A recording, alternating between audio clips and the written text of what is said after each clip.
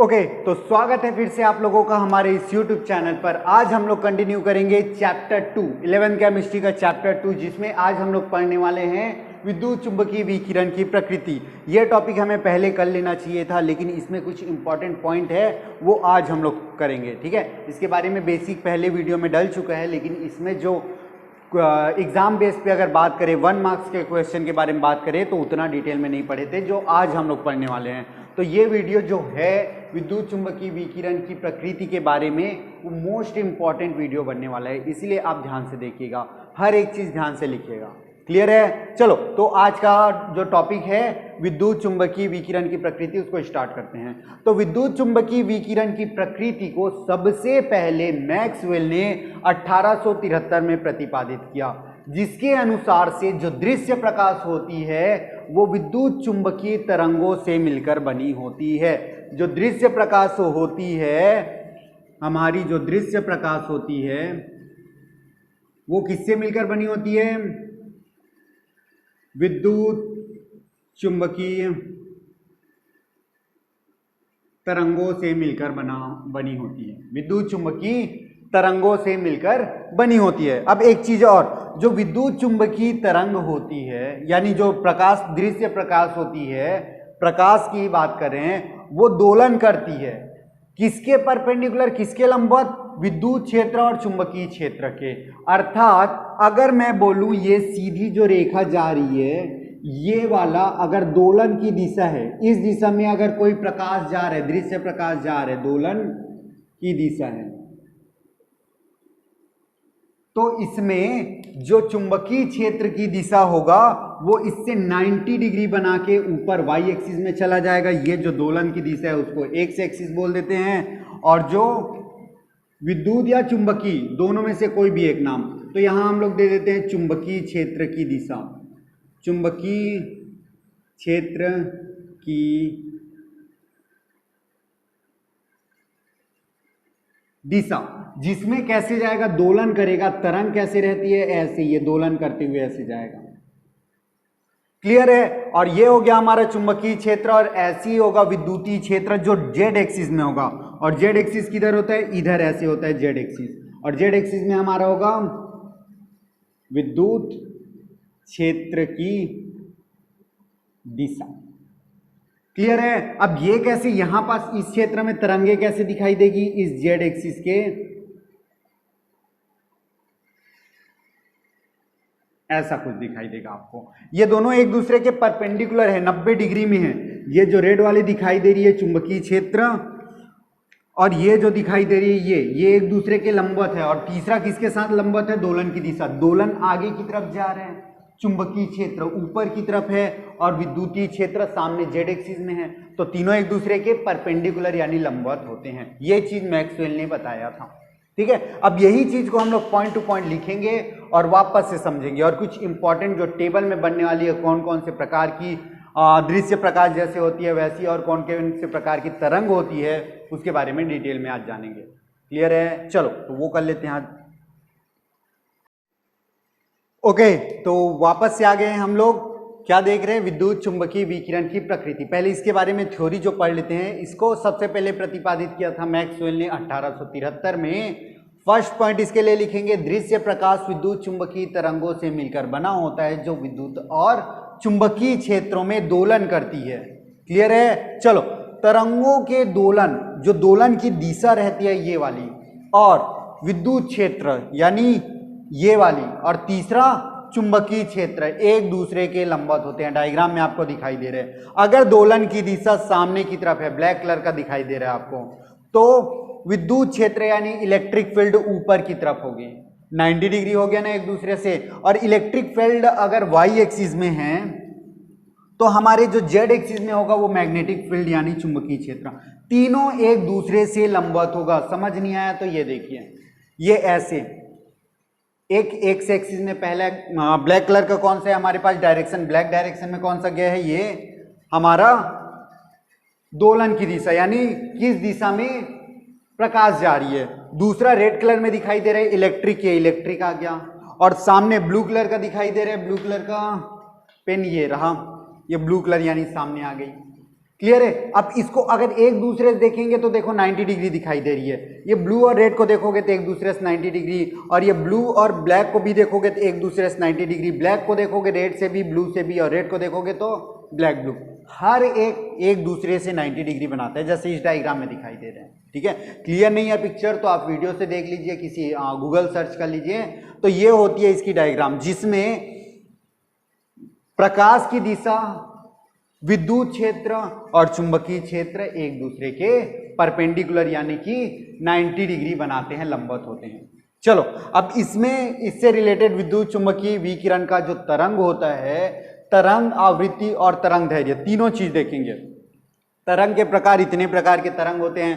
पहले एक्स किरण, गामा किरण, UV, ultraviolet, जिसको पराबैंगनी बोलते हैं, हिंदी में लिख लेंगे इसको पराबैंगनी।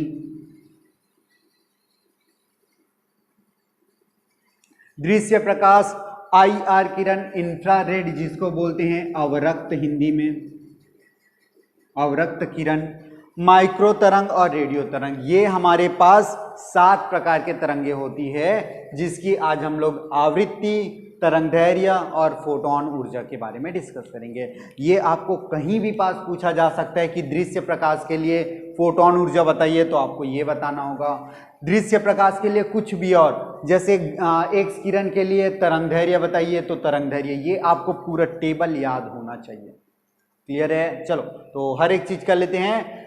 एक्स किरण के लिए जो आवृत्ति होती है उसको हर्ट्ज में लिखते हैं। आवृत्ति को हिंदी में इंग्लिश में फ्रीक्वेंसी बोलते हैं, जिसको हर्ट्ज में लिखेंगे। क्या होता है एक्स किरण की आवृत्ति 3 cross 10 to the power 22 to 3 cross 10 to the power 18। और ये क्या होती है, आवृत्ति क्या होती है, ये जो साइकिल कंप्लीट कर रहे हैं ना, 1 सेकंड में कितना साइकिल कंप्लीट करेगा। देखो 1 साइकिल का मतलब, यहाँ डायग्राम, नया डायग्राम में देखो, ये हाफ साइकिल बोलते हैं, और ऐसे नीचे आएगा तो कंप्लीट 1 साइकिल होता है। तो ऐसे 1 cycle, 2 cycle, 3 cycle, 4 cycle, 5 cycle, ऐसे करके टोटल जो साइकिल 1 सेकंड में कंप्लीट करेगा उसको आवृत्ति बोलते हैं। परिभाषा लिख लीजिए, 1 सेकंड में कंप्लीट चक्करों, तरंगों की चक्करों की संख्या को आवृत्ति कहते हैं, जो एक्स किरण के लिए 3 क्रॉस 10 टू द पावर 22 से 3 क्रॉस 10 टू द पावर 18 तक होता है। और उसकी तरंग दैर्घ्य, तरंग दैर्घ्य किसको बोलते हैं, वेवलेंथ। ये वेव है, देखो एक कंप्लीट वेव है, उसकी यहां से लेकर यहां तक की लेंथ को वेवलेंथ बोलते हैं, जिसको लैम्डा से डिनोट करते हैं। यहां पास लैम्डा दिख रहा है।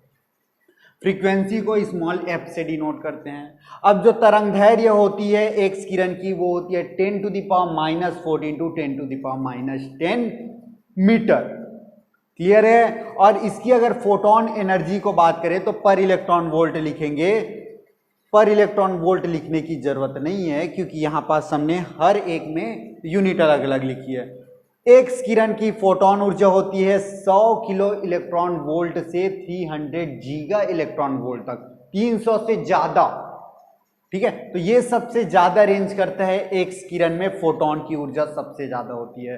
अब बात करते हैं गामा किरण की। तो गामा किरण के लिए आवृत्ति होती है 3 क्रॉस 10 टू द पावर 18 से 1 क्रॉस 10 टू द पावर 16 तक, जिसका तरंग दैर्घ्य होता है 1 क्रॉस 10 टू द पावर -10 से 3 क्रॉस 10 टू द पावर -8 तक। और उसका फोटोन ऊर्जा होता है थोड़ा सा कम, जो 120 इलेक्ट्रॉन वोल्ट से 120 किलो इलेक्ट्रॉन वोल्ट तक जाता है।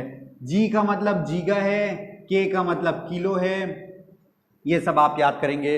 और ईवी का मतलब है इलेक्ट्रॉन वोल्ट। चलो पराबैंगनिक यानी यूवी किरण के लिए जो आवृत्ति होती है वो होती है 5 क्रॉस 10 टू द पावर 17 से 8 क्रॉस 10 टू द पावर 14। इसमें देखो आवृत्ति देखेंगे धीरे धीरे कम हो रहा है, और तरंग दैर्घ्य देखेंगे धीरे धीरे बढ़ रहा है, और यहाँ पास फोटोन ऊर्जा देखेंगे तो वापस से कम होता है। ये सीक्वेंस आप याद करेंगे। कहाँ आए हैं, यूवी किरण में 5 cross 10 to the power 17 to 8 cross 10 to the power 14 तक आवृत्ति होती है। तरंग दैर्घ्य होता है 6 क्रॉस 10 टू द पावर -10 से 4 क्रॉस 10 टू द पावर -7 तक, और फोटोन ऊर्जा होती है 3 इलेक्ट्रॉन वोल्ट से 124 इलेक्ट्रॉन वोल्ट तक। अब बात करते हैं दृश्य प्रकाश। ये मोस्ट इंपॉर्टेंट है। आप इसको पूरा का पूरा अच्छे से, इसको तो आप पहले याद कर लीजिए, ठीक है, यहां तक आप याद पहले से कर लेंगे, अच्छे से करेंगे। मैक्सिमम चांस है कि यहीं से क्वेश्चन आए। जो क्वेश्चन आता है वो आता है यूवी, दृश्य और इंफ्रारेड, मैक्सिमम क्वेश्चन। सबसे पहले मैक्सिमम आएगा हमारा दृश्य प्रकाश, वो आपको याद रहना चाहिए। उसके बाद आप याद करेंगे यूवी के बारे में, इंफ्रारेड के बारे में, फिर एक्सरे, गामा रे, फिर इन दोनों को लास्ट में। ऐसे करेंगे तो ज्यादा आपके लिए बेहतर होगा। क्लियर है? दृश्य प्रकाश का क्या होता है, ये आवृत्ति होती है 3 × 10⁻14 टू 4 × 10⁻14, और इसका जो तरंगदैर्घ्य वेवलेंथ होती है वो होती है 4 × 10⁻7 से 8 × 10⁻7 तक, और उसका फोटोन ऊर्जा होता है 1.7 electron volt to 3.3 electron volt तक। अब बारी आती है अवरक्त किरण, इंफ्रारेड किरण की। ठीक है, तो जो आवृत्ति होती है वो होती है 4 × 10⁻14 टू 1 × 10⁻13 तक। तरंगदैर्घ्य होता है 8 × 10⁻7 से 3 × 10⁻5, और वैसी फोटोन ऊर्जा होती है 1.24 मिली इलेक्ट्रॉन वोल्ट। ये जो m है उसको बोलते हैं milli electron volt to 1.7 electron volt.